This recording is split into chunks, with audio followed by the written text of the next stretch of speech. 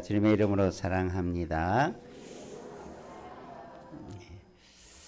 우리가 그동안 우리 그리스도의 제자로서 어떻게 살아가는 것이 마땅한 삶일까? 또 우리는 또 그러한 삶을 또 따라가고 또 우리가 그래서 예수님을 본받고 또 지난 시간에는 그래서 우리가 성숙한 그리스도인이 돼야 된다라는 말씀을 나누었고 오늘은 이제 그 성숙한 그리스도인이 그러면 또 어떤 책임감을 가지고 살아가야 되는가라고 하는 그 말씀을 중심으로 함께 은혜를 나누겠습니다. 성숙한 자는 내가 어떤 일을 해야 될지 그리고 내가 어떤 의무들을 또 어떤 일을 해야 될지에 대한 책임감을 갖게 됩니다. 어린아이는 그저 누가 나를 돌아보는 데 집중한다면 어른이 되면 이제 내 가정을, 내 자녀를 내가 섬기고 있는 공동체를 어떻게 더 바르게 세워갈까라고 하는 그런 책임의식들이 생겨나게 되죠. 그리고 힘이 들어도 그 책임을 포기하지 않는 것이 성숙한 자들의 모습일 것입니다. 우리가 책임이라고 하면 맡은 직분이나 임무를 완수하고 또 그 완수한 그 결과에 대한 대가를 감수하고자 하는 그 의무를 가진 것이 책임이라고 해요. 그냥 어떤 맡은 일만 하는 게 아니라 거기에 대한 책임감을 갖는다라고 하는 것은 그 대가에 대한 의무를 거기에 대한 내가 책임감 있게 끝까지 어떤 일들을 자기가 감당하고자 하는 그 자세가 책임 혹은 책임감이라고요. 그것이 잘못되면 내가 그 잘못된 것에 대한 책임까지도 내가 짊어지는 것, 이게 책임감이 있는 사람의 모습이고 그런 사람을 성숙한 사람이라 말합니다. 우리가 보통 책임을 가지라 하면 마음이 조금 무거워질 것입니다. 부담이 생길 수도 있을 것입니다. 그러나 우리가 특별히 영적인 신앙의 삶 속에서 책임은 부담이 아니라 우리에게 성숙한 표지가 될 줄로 믿습니다. 내가 어떻게 성숙했느냐를 바라보면 내가 어떤 책임감과 그것을 사명이라고도 표현할 수 있는데 그런 사명이 있느냐? 그래서 오늘 우리가 이런 마음을 가지고 성숙한 자로 우리가 어떠한 모습으로 책임감을 감당할 것인가를 함께 돌아보며 은혜를 나누기를 원합니다. 한번 옆에 분하고 다졌어요. 책임을 가지고 성숙한 그리스도인의 삶을 사십시다. 그죠? 잠깐 말했지만 갓난아기는 가정에서 그냥 돌보아야 좋아야만 자라가게 되지만 어른이 되어지면 이제 가정을 책임지고 이끌어가고 또 아무리 힘이 들어도 포기하지 않는 그 모습이 성숙한 부모요 어른이라고 볼 수 있다면 우리 교회에서도 마찬가지입니다. 우리 모두가 성숙한 자로 다 끝까지 자라가기를 원합니다. 성숙한 자는 처음부터 성숙해지지 않죠. 어떤 시간과 과정과 훈련과 연단을 통해서 그 사람이 조금씩 자라가고 성숙해져가고 그래서 나중에는 이런 큰 책임감을 감당하는 그런 일을 하게 되는 것입니다. 오늘 우리가 이 사명 또 책임을 주어진 일들을 잘 감당할 수 있도록 우리가 어떤 마음의 자세가 필요한가? 우리가 어떤 책임감이 있어야 되는가라고 우리가 생각해 보면서 오늘 말씀해 보면 특별히 신령한이라는 단어가 3번 표현됩니다. 신령하다는 말의 가장 기본적인 것은 영적인 그런 의미입니다. 영적인 이런 모습으로 우리가 책임감을 감당해 나가자라고 오늘 말씀을 통해서 함께 우리가 그런 의미를 붙들고 내가 어떻게 책임감 있는 모습으로 서갈 것인가를 한번 돌아보고 우리에게 이런 모든 책임감들을 가지고 달려가는 우리 모두가 되기를 주의 이름으로 축원합니다. 첫 번째 한번 따라합시다. 신령한 젖을 사모하라. 예, 2절에 보면 갓난아이들 같이 순전하고 신령한 젖을 사모하라. 그러면서 1절 말씀이 앞에 주어져 있는데 1절 말씀의 핵심은 잘못되고 모든 악독과 기만과 외식과 시기와 모든 비방하는 말을 먼저 버리고 신령한 젖을 사모하라 이렇게 의미를 부여해 가고 있습니다. 먼저 뭡니까? 버려라는 거죠. 우리가 성숙한 자로서의 책임을 감당하기 위해서는 잘못된 것을 버려야 돼요.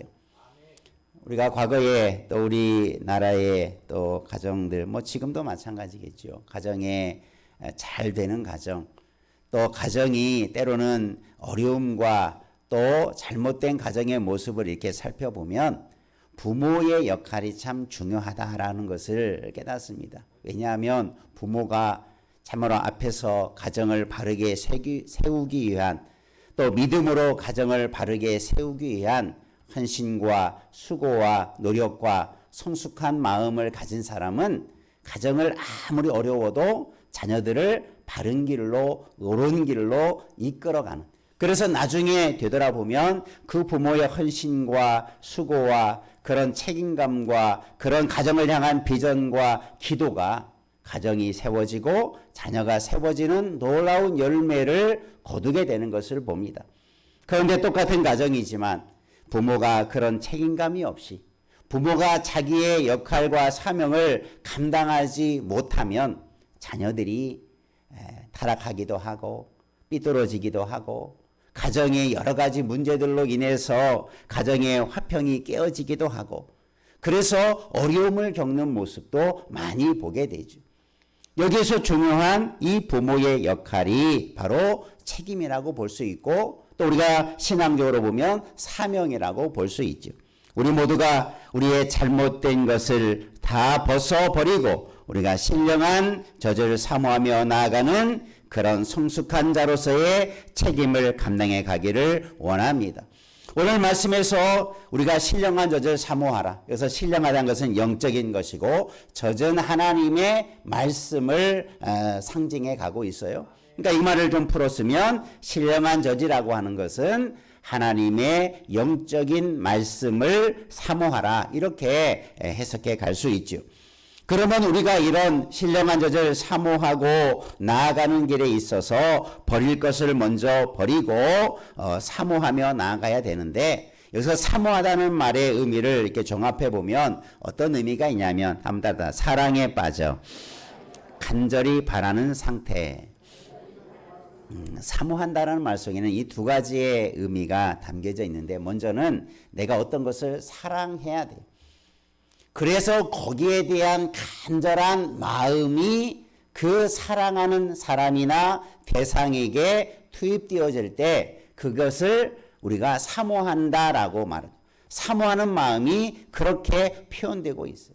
그러니까 여러분 오늘 우리가 하나님의 말씀에 대한 사랑이 없으면 갈급함이 동반되지 못할 수 있다는 거예요. 말씀을 좋은 것인 줄을 아는데 말씀을 사랑하지 않고 하나님의 말씀을 사랑하지 않고 세상의 말과 세상 것을 사랑하면 하나님의 말씀보다 세상 것을 더 사모하고 간절히 찾는 자가 되고 말 것입니다. 그러니까 오늘 우리의 사랑의 대상이 사랑의 우리의 내용이 무엇인가를 분명하게 정하는 것이 우리가 바른 삶으로 나아가는 것이 되는데 특별히 우리가 신앙생활에서 수없이 듣죠. 말씀을 가까이 하라. 말씀을 읽어라. 뭐 우리 교회에서는 말씀도 써라. 또 말씀을 묵상하라. 얼마나 많은 말씀들을 우리가 듣고 살아갑니까? 그런데 그 말씀에 대한 들음을 통해서 내가 말씀을 더 이렇게 지키고 사랑하고 더 사모해야 되겠구나. 이런 마음을 가지면 그 마음이 채워짐을 받게 되겠죠. 그런데 오늘 제가 책임이라고 하는 그 주제를 가지고 이 말씀을 좀 적용해 보면 그냥 말씀을 읽어야지 의무적으로만 생각하지 말고 내가 말씀을 사모하고 그 말씀을 먹고 마심으로 자라가는 것, 이것이 우리의 책임이 돼야 돼. 그 책임을 감당하지 못하면 먼저 내 자신이 잘못될 수 있죠. 그 책임을 감당하지 못하면 나와 관계되어지는 삶이 무너져 내릴 수 있죠. 당연한 것이지만 여러분, 사명감을 가지고 책임감을 가지고 나아가는 자 되기를 주의 이름으로 축원합니다.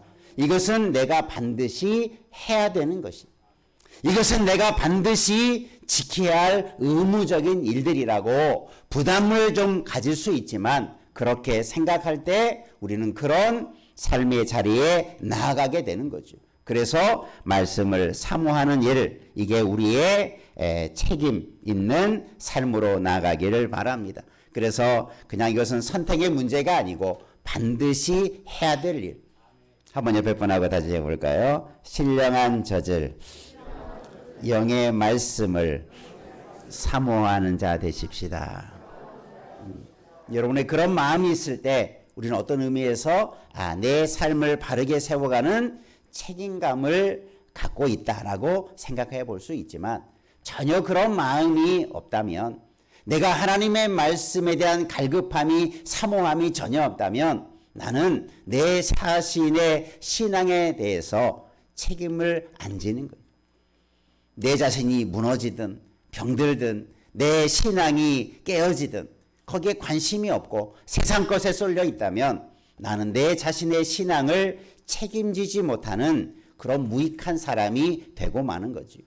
그리고 우리가 지난 시간에 성숙한 자의 모습은 나 자신뿐만 아니라 다른 사람을 세워주는 역할도 해야 되는데, 내가 무너지면, 가정에서 부모가 무너지면 가정이, 자녀들이 무너지는 원리와 같은 것입니다. 우리가 먼저 성숙한 그리스도인으로서의 책임감을 가지고 서갈 때 우리는 나 자신이 서갈 뿐더러 나를 통해서 많은 사람들이 세워져가는 그런 은혜도 있게 될 줄 믿으시길 바랍니다. 그래서 내가 그런 부담, 그래서 우리가 이런 신령한 책임, 그래서 오늘을 말씀해 보면 신령한 책임이라고 말하고 있는데, 다른 말로 말하면 따라서 거룩한 책임, 거룩한 책임감을 좀 가지고 우리가 내가 해야 될 일들을 그렇게 붙들고 나아가기를 원합니다. 어쩌면 그것이 십자가를 지는 거룩한 부담일 수도 있고, 그것이 고난을 지는 일이 될 수도 있지만,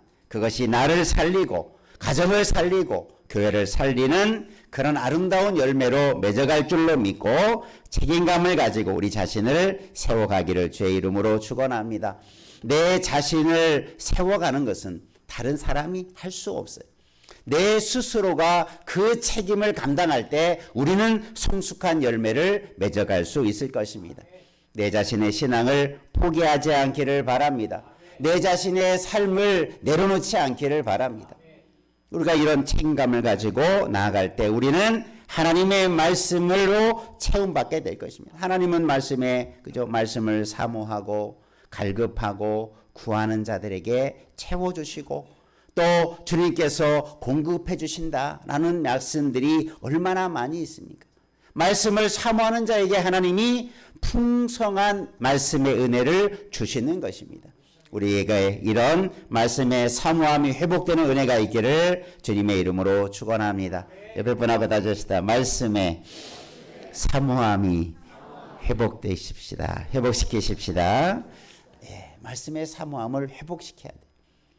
그냥 잠자지 말고, 우리가 말씀을 안 먹어도, 말씀을 읽거나 묵상하지 않아도 우리의 삶 속에서는 아무런 그런 변화가 없는 것처럼 보이지만 영적으로는 죽어가고 있어요. 메말라 가고 있어요. 어느 순간에 그런 일로 인해서 우리가 갑자기 무너지는 일이 발생할 수도 있는 거죠. 그러나 내가 매일매일 말씀을 대하고 말씀을 먹고 묵상해도 지금 당장에는 표시가 나지 않는 것 같지만, 우리가 어떤 위기의 순간에 그 말씀이 우리를 강하게 붙들어 세우고 넘어지지 않고 그 여러 역경과 시련을 이겨낼 수 있는 강한 하나님의 사람으로 서가게 될 줄로 믿습니다. 여러분, 그래서 영적인 신령한 말씀을 사모하는 그 책임감을 가지고 우리 자신을 먼저 바르게 세워가는 자 되기를 주의 이름으로 축원합니다. 성숙한 자는 이런 책임감이 있어야 돼요. 내 자신의 신앙조차 내가 책임지지 못하면서 어떻게 다른 사람을, 어떻게 다른 일을, 어떻게 교회와 더 큰 일을 감당할 수 있겠습니까?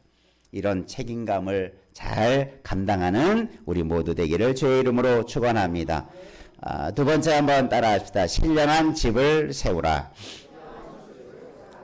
우리가 집을 세우라는 것은 집을 건축하라라는, 그래서 두 번째 이 신령한 집을 세우라는 표현이 오늘 나오게 되는데, 여기서 집은 교회를 말합니다.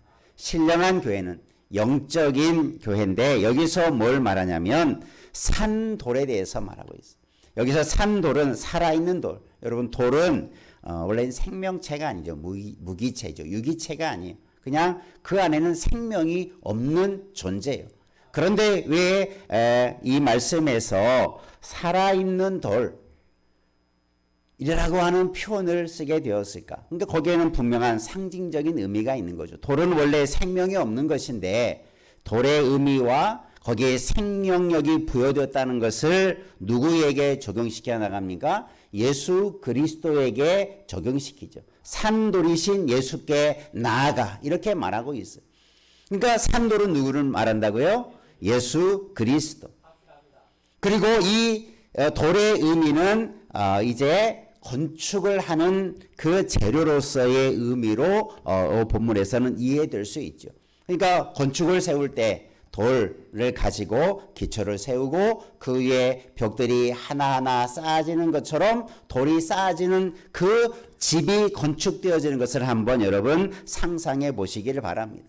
그런데 그 돌이 뭐냐? 산돌이다. 살아있는 돌이다. 이게 살아있다라는 것은 그 안에 생명이 있고 생명력이 흘러 넘치는 것을 말해요. 그러니까 오늘 우리의 건축, 그러면 이 건축되어지는 집이 뭐냐? 이것은 바로 교회를 말하는 거예요.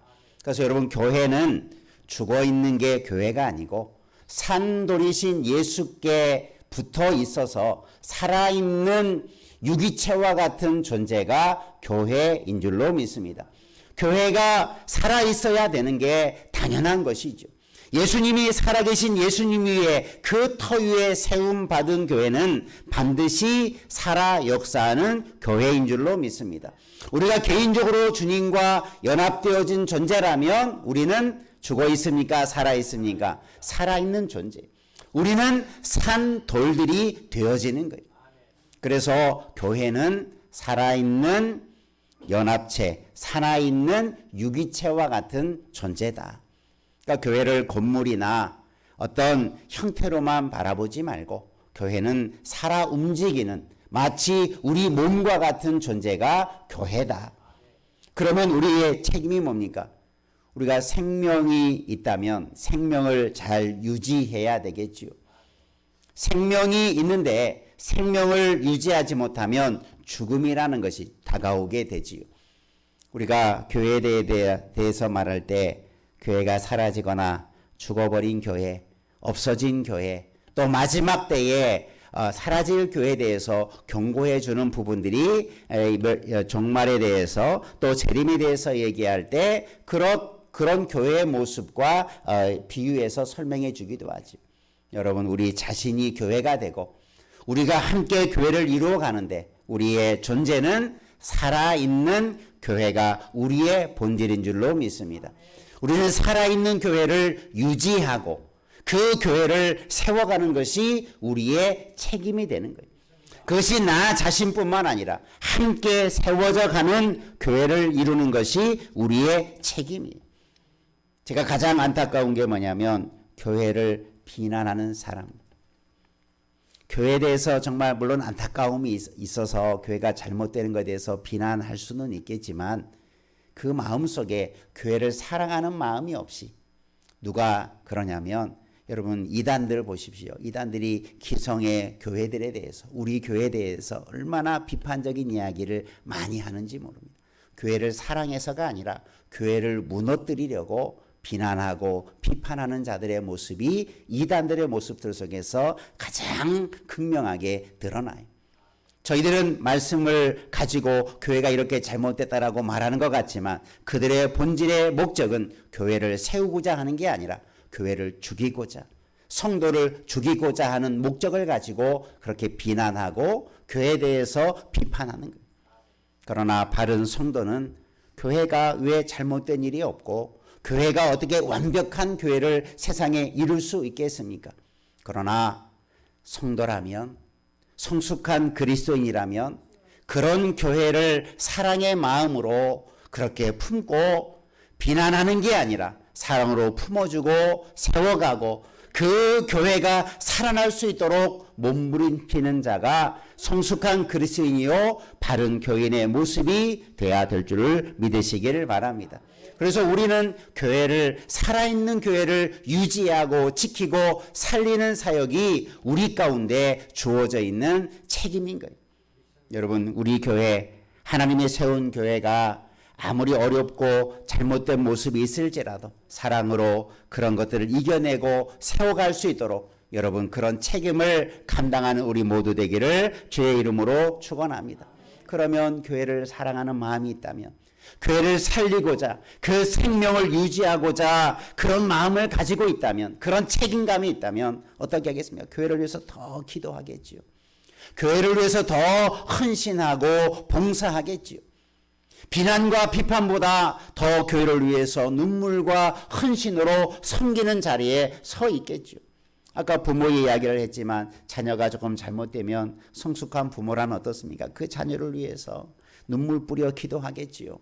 그 자녀가 잘 되기 위해서 온갖 수고를 하겠지요. 돈이 든다면 돈을 들여서라도 자녀를 바르게 세우고자 하겠지요. 그러나 성숙하지 못한 부모라면 자녀를 꾸짖기만 하지요. 나무라기만 하고 책망하기만 하고 잘못됐다라고 아이에게 잘못대하면 아이는 점점 더 삐뚤어져 갈 것입니다. 오늘 우리가 교회를 대할 때, 때로는 우리 성도를 대할 때, 때로는 가정을 대할 때 이런 사랑의 마음을 가지고 신령한 하나님의 교회를 세워가는 그런 책임감을 가지고 교회를 세워가는 우리 모두가 되기를 주님의 이름으로 축원합니다. 그래서 오늘 말씀은 어떻게 그런 일을 할 수 있느냐? 산돌이신 예수님께 먼저 나아가야 돼요. 나아간다는 것은 예수님 앞에 서는 의미도 있지만 예수님과 함께 연합되어지는 거예요.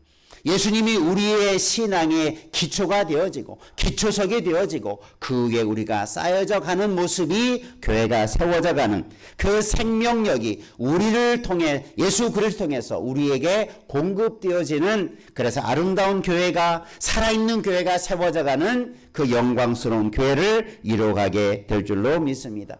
예수님이 살아계시는데 내가 죽은 돌이 된다면 그 건축물은 어떻게 되겠습니까? 그 죽은 것 때문에 바르게 세워져 가지 못하겠죠. 우리가 사명감을 가지고 책임감을 가지고 살아있는 산돌과 같이 교회를 세우는 일에 우리가 쓰임받는 자 되기를 주의 이름으로 축원합니다. 한번 옆에 분하고 다녀합시다. 살아있는 산돌과 같이 책임을 감당하십시다. 그래서 우리가 두 번째 우리의 책임감이 뭐냐면 세우는 거예요. 교회를 특별히 신령한 집, 하나님이 세우신 아름다운 교회를 세워가게 하는 것. 우리가 교회에 대한 이야기를 제가 많이 드렸는데 내 자신도 교회라는 거지요. 주님의 지체가 되었고 그리고 우리는 함께 세워져가는 교회 공동체를 이루어가고 있기에 나만이 아니라 우리 모두가 함께 세워져가는 살아있는 교회를 세워가는 그런 책임감을 가지고 나아가기를 주님의 이름으로 축원합니다. 개혁자 칼빈, 우리 장로교에서 아주 기독교 강해라고 하는 기독교의 중요한 원리들을 잘 쓴 그 책에 보면 따라해 보겠습니다. 성도는 그리스도라는 기초석 위에 놓인 벽돌과 같다. 우리는 예수님의 기초석이고 그에 놓여있는 벽돌과 같다. 예수님이 살아있는 산돌이니 우리도 살아있는 돌과 같은 존재로 쌓여져 갈 때 교회는 생명력을 가지고 든든히 서가게 될 줄로 믿습니다. 세상의 그 어떤 대적 앞에서도 승리하는 교회가 되게 될 줄로 믿습니다. 그래서 우리는 산돌인 주님께 붙어서 우리도 살아있는 교회를 이루어가는 책임이 우리에게도 있다는 것을 기억하시고 우리 모두가 교회를 세우는 책임감을 가지고 나아가기를 주의 이름으로 축복합니다. 세 번째 한번 따라 신령한 제사장이 되라. 예, 오늘 말씀 5절에 하반절에 보면 하나님께서 기쁘게 받으실 신령한 제사를 드릴 거룩한 제사장이 되라. 신령한이라는 세 번째 표현 속에서 신령한 제사, 이건 영적인 예배라고 우리가 표현할 수 있죠. 그리고 그 영적인 예배를 오늘 이 말씀의 핵심은 영적인 예배를 드리라라고 하는데 초점이 있는 문구가 아니고 영적인 제사를 드릴 뭐가 되라? 거룩한 제사장이 되라. 그러니까 오늘 여기서 우리의 책임은 예배를 드리는 것도 우리의 책임이요 우리의 역할이 되어야 되지만 여기서 그 예배를 드리는 데 있어서 어떤 역할을 하는 사람이 되라고 말합니까? 제사장과 같은 사람이 되라라고 말씀하고 있어요. 여러분 구약의 제사장은 하나님 앞에 제사를 드리는데 역할을 감당하는 중요한 사역자였죠. 구약의 제사장 없이는 하나님 앞에 제사할 수 없었어요. 그래서 제사장은 백성들과 하나님과의 중간의 역할을 감당하면서 그들이 지은 죄를 가지고 나오면 제물을 가지고 하나님 앞에 제사를 드림으로 그들이 죄 용서함을 받고 하나님의 관계가 회복되어지고 하나님을 더 잘 섬기는 하나님의 백성들로 살아가도록 돕는 역할을 하는 책임이 누구에게 있었냐면 사역이 있었냐면 제사장에게 있었어요. 여러분 우리가 거룩한 예배를 드림에 있어서 그죠?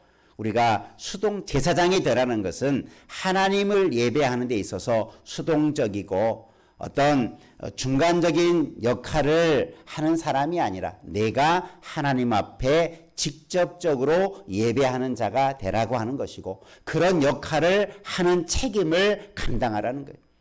이 말은 우리가 그냥 예배하는 자가 아니라 예배를 우리가 교회에서 예배를 인도하는 사람이 있고 또 성찬을 집례하는 목사가 있는 것처럼 여러분 예배를 그냥 구경하고 앞에서 인도하니까 따라하는 사람의 예배의 태도와 내가 직접 예배를 내가 계획하고 참여하고 그 모든 일들을 내가 직접적으로 참여하는 그런 위치하고 분명히 다를 것입니다. 우리 모두는 구경꾼의 예배자가 아니라 직접 하나님 앞에 예배를 드리는 제사장과 같은 예배자 되기를 주의 이름으로 축원합니다. 우리에게는 그런 책임감이 있어야 돼요. 이 예배를 내가 드린다. 이 예배를 내가 따라한다라는 게 아니라 내가 직접 이런 예배를 드리는 자가 된다라고 하는 그런 자세를 가지고 주 앞에 예배하는 자 되기를 주의 이름으로 축원합니다. 그래서 우리가 예배할 때 우리가 내가 직접 하나님께 나아가는, 그래서 우리가 종교개혁 이전에는 사제라고 하는 신부라고 하는 자들이 이런 제사장의 역할을 감당한다고 생각했어요. 그래서 뭐 대표적인 게 뭡니까? 어떤 죄를 지으면 신부 앞에 가서 어떤 일을 하죠? 고해성사 같은 걸 하죠. 내가 직접 하나님께 기도하지 않고 내가 지은 죄를 이렇게 칸막이를 두고 저 신부 앞에 가서 신부님 내가 이런 죄를 지었는데 어떻게 해야 됩니까? 그러면 그 죄를 어떻게 용서받아야 됩니까? 그러면 신부가 이런 얘기 저런 얘기 이렇게 하십시오 저렇게 하십시오 하고 그렇게 할 때 죄가 용서된다라고 생각했어요. 물론 일부분이지만 기도만 그런 게 아니라 모든 삶이 신부를, 그래서 신부를 제사장제의 위치로 그렇게 생각하고 있었어요. 그런데 마틴 루터를 중심으로 하는 개혁자들은 그건 잘못됐다. 예수 그리스도께서 제사의 제도를 다 완성시키시고 허물어 주었는데 우리는 직접 하나님께 나아가서 기도하는 자가 된다. 그래서 따를까요? 만인 제사장설. 그래서 우리 모두는 제사장이다. 예수를 믿는 모든 자는 제사장과 같은 역할과 책임과 사명이 우리에게도 있다. 누구를 의존하지 말고 내 스스로 하나님께 나아가 예배하고 기도하고 모든 신앙 행위를 스스로 해야 된다라고 하는 그런 신학적인 의미들을 회복시켜 주었어요. 바른 신앙을 회복시켜 주었어요. 우리 모두는 나는 제사장이다라고 하는 그런 사명감과 책임감을 가지고 예배하는 자 되기를 주의 이름으로 축원합니다. 목사님 앞에서 예배하니까 목사님이 제사장이고 나는 그냥 따라하는 사람이라고 생각하지 말고 우리가 함께 다 우리는 거룩한 제사장이다. 나라는 거룩한 예배를 드리는 일에 내가 직접 참여하고 내가 직접 이 모든 일에 나서는 자가 되어야 된다라는 그런 생각을 가지고 예배하는 자 되기를 제 이름으로 축원합니다. 구경하는 예배 구경꾼이 아니라 예배에 참여하는 데 있어서 내가 적극적으로 모든 예배에 참여하는 그런 예배를 우리가 드려지는 거룩한 예배자로 서가기를 제 이름으로 축원합니다. 그게 우리의 책임이죠. 그러니까 예배의 책임, 내가 예배를 드릴 사명, 그것이 우리에게 있다라는 것을 기억하시고 여러분 바른 예배자로 제사장과 같은 거룩한 예배자로 우리의 예배를 아름답게 주 앞에 드려지는 그 사명과 책임을 가지고 나아가기를 주의 이름으로 축복합니다. 그래서 우리는 성숙한 그리스도인이 돼야 돼요. 특별히 우리가 성숙한 다음에 이런 일을 하는 게 아니라 성숙한 우리의 비전과 꿈을 바라면서 이렇게 내가 앞으로 살아야 되는구나. 내가 이런 책임을 가지고 살아가는 사람이 돼야 되는구나. 여러분 우리가 비전을 품은 사람은 그걸 보나보죠. 지금의 내 모습이 아니라 내 비전을 통해서 내 사명을 통해서 나는 이런 책임을 감당하는 사람으로 서가야 되겠구나. 우리가 비전의 사람은 지금을 보는 게 아니라 나의 삶의 10년, 20년, 30년 후의 모습을 바라보면서 내가 이런 사명, 이런 책임을 감당해야 되겠구나. 그런 꿈을 가지는 사람이죠. 어린아이가 꿈을 꿀 때 지금의 모습을 보는 게 아니라 내가 커서 내가 이런 사람이 되어서 나라를 위해서, 교회를 위해서, 가정을 위해서, 이웃을 위해서 내가 이런 책임 있는 일을 해야 되겠다라고 하는 비전을 바라보며 나아갈 때 그 꿈이 이루어지는 것처럼 오늘 우리도 내가 내 모습은 지금 온전한 성숙함을 이루지 못했을지라도 우리의 사명감과 책임감만을 붙들고 그 꿈을 향하여 나아가는 하나님의 사람으로 나아가기를 주의 이름으로 축원합니다. 우리가 오늘 세 가지 내가 거룩한 신령한 우리의 책임이 어디에 있는가, 거룩한 책임이 어디에 있는가를 우리의 마음에 품고 그 거룩한 책임을 감당하는 자로 우뚝 설 수 있도록 우리의 자신을 아름답게 세워가는 성숙한 그리스도인이 되기를 주의 이름으로 축복합니다. 기도하겠습니다. 살아계신 아버지 하나님,